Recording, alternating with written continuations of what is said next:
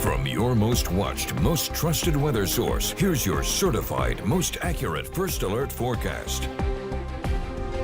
Last night's cold front had us watching radar, but not really giving us what we needed for beneficial rain. Now, overall, dry conditions, kind of typical this time of year, but we just don't want to get drier and drier. And right now, the next week or two does look mostly dry, so we were hoping to get at least a little bit more rain last night. Not many of us more than a few hundredths of an inch. Some spots, maybe just a few sprinkles, if that. Elizabeth City area, the only area kind of showing where maybe they got close to or slightly over a quarter of an inch. You can see the higher rainfall amounts just died out as they crossed I-95. Had some heavier rain to our southwest, but that's also where the severe weather was. So we're kind of glad we missed out on that. You can still see some severe weather southwest of Charleston. Not going to impact us, but the rain off the coast right now may send a sprinkle or a quick small shower along Highway 24 there from Swansboro, maybe even back over towards Onslow County and then over deeper into the Crystal Coast. Now all this, a lot of tropical moisture headed to some drought-stricken areas of southern and central Florida. So they are expected to get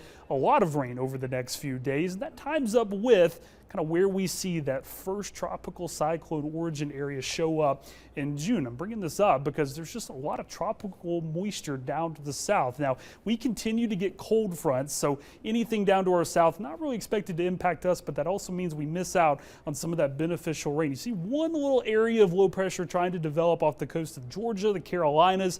This would go towards Bermuda, but certainly something worth watching. Not sure it would get the A name, but maybe something the National Hurricane Center starts to track a little bit more over the next couple of days. Slightly better signal for some development off the Bay of Campeche as we head into next week. And you can see there's still plenty of tropical moisture down there. So no impacts to us, but we will watch it just in case maybe some of those better rain chances get a little bit closer to us. Pretty quiet day after the clouds and rain we had this morning. Still seeing clouds on the coast, and that is keeping them in the 70s, 77 in Jacksonville, 78 in Beaufort, a little bit warmer inland, 82 in Greenville and Kinston, 81 in Goldsboro, up to 86 in Windsor. We will drop down into the 60s. Some could get closer to the 50s, but not expecting things to be too cool through the overnight. And over the next couple of days, the pushes of dry air, the humidity along the coast, they kind of just fight each other every single day. Tomorrow, that'll be where we try to get some showers and thunderstorms develop. And notice we really feel that humidity probably the most in the mornings,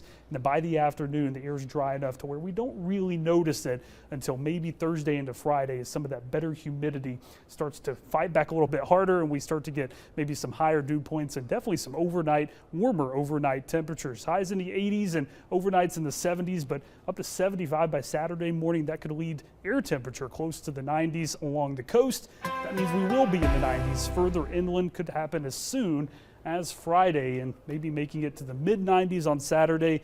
Cold front, kind of like last night's, could bring the chance of some rain, but right now doesn't look like something that would be widespread or deliver the exact amount of rain that we need to keep from drying out further. So really just some small rain to look out for here and there, nothing looking like it's substantial. Tomorrow, Thursday, Saturday, that's about it for those pop-up showers. Okay, all right, thanks, Zach.